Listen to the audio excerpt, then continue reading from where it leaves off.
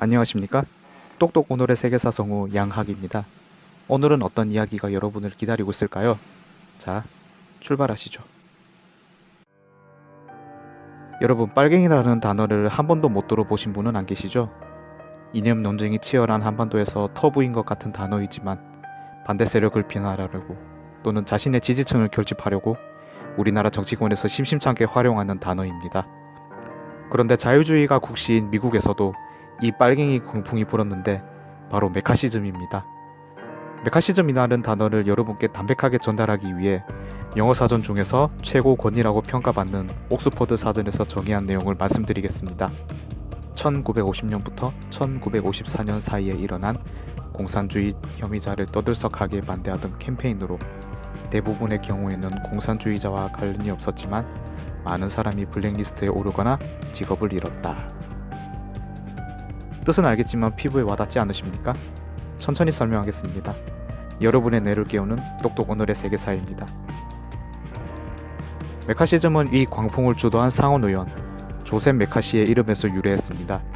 1950년 오늘인 2월 9일 메카시 상원의원은 웨스트버지니아 공화당 여성당원 집회에서 이렇게 외쳤습니다.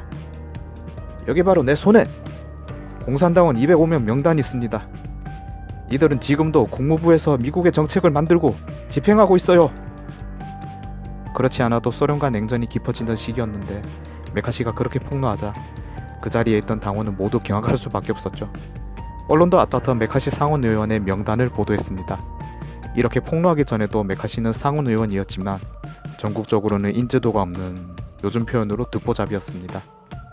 자, 그럼 메카시즘의 배경을 보기 위해 오늘의 주인공인 메카시를 만나시겠습니다. 메카시는 위스콘신주 아우터 게이미 카운티에서 농부 집안의 7형제 중 5째 아들로 태어났습니다.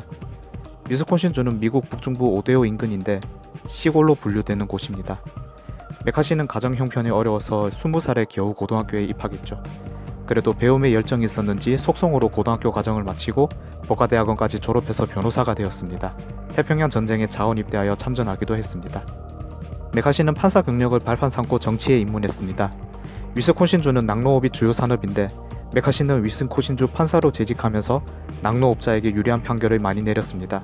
당연히 인기가 좋을 수밖에 없었죠. 게다가 메카시는 아일랜드계 가톨릭 신자였는데 이 부류에게 도움받기도 했습니다. 미국에서 아주 유명한 가톨릭 정치인이 있습니다. 바로 존 F 케네디인데요. 소속 정당은 달랐지만 케네디가에서도 메카시를 후원했다는 말도 있습니다.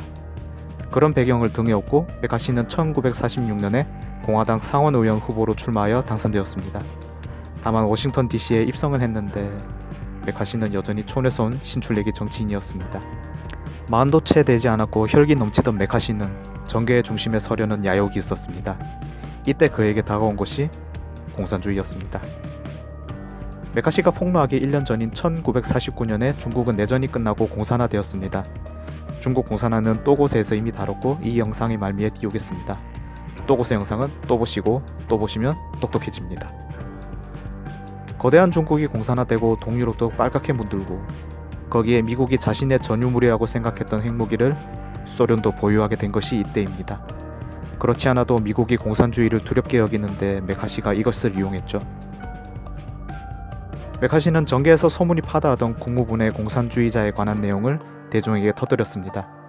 거기에 메카시가 폭로하고 4달 반이 지난 1950년 6월 25일에는 북한이 남침하면서 한국전쟁이 터졌습니다. 한국전쟁은 자본주의와 공산주의의 이념 전쟁이었고 이를 목격한 미국에서는 사회의 모든 부분에서 공산주의자를 제거하자는 이른바 레드 퍼지가 시작되었습니다. 유명 예술가, 노동자, 예외는 없었습니다. 찰리 채플린은 공산주의자로 몰려 스위스로 망명하는가 하면 1949년에 발표한 희곡 세일즈맨의 죽음으로 전성기를 누리던 극작가 아서 밀러도 공산주의자로 낙인 찍혔습니다. 승무원이나 부두 노동자로 항구에서 일하던 3천여 명이 일자리를 잃었고 많은 사람이 학계, 산업계에서 일자리를 잃고 낙인 찍혔죠. 그러나 강한 태풍도 시간이 지나면 힘을 잃고 소멸합니다. 메카시는 1952년에 상원의원으로 재선한 후에도 존재감을 드러내려고 쉴 새 없이 공세를 펼쳤습니다. 2차 대전 영웅이며 심지어 메카시 자신과 같은 당인 공화당 후보로 나와서 대통령이 된 아이젠하워, 그리고 여타 군 장성까지 공산주의자라고 매도했습니다. 이성을 잃은 메카시의 주장은 대중에게 보고파되던 TV로 고스란히 방영되었고, 이를 본 시민들은 더 이상 메카시의 말에 귀를 기울이지 않았습니다. 언론과 대중이 자신을 지지하지 않자 메카시는 나락에 빠졌습니다. 1954년에는 메카시 상원의원 비난 결의안까지 통과되었습니다. 상원의원직은 유지했지만 의정활동은 거의 못하게 묶인 것이죠. 메카시는 이전부터 앓던 두통과 조증을 완화하려고 술에 의존하다 결국 알코올 중독까지 겪게 되었습니다. 그러다가 1957년에 결국 병사했고, 이때 그의 나이 만 48세였습니다.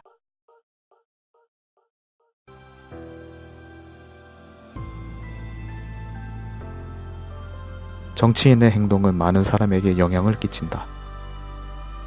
그리고 각 개인은 세계를 보는 견해를 지닐 권리가 있다. 그런데 정치인은 각 개인에게 그러한 권리가 있다는 사실을 잘 모른다. 그렇기 때문에 정치인은 스스로가 행복해지기 어려울지도 모를 일이다. 정치인이여, 자신이 하는 행동의 동기를 의심하라. 권력을 쥔 듯하지만 실상은 가련한 그대, 정치인이여. 내일은 또 어떤 재미있는 세계사 이야기가 있을까요? 똑똑 오늘의 세계사는 여러분들의 관심으로 만들어집니다. 구독하기 꼭 눌러주시고 댓글 참여 부탁드립니다.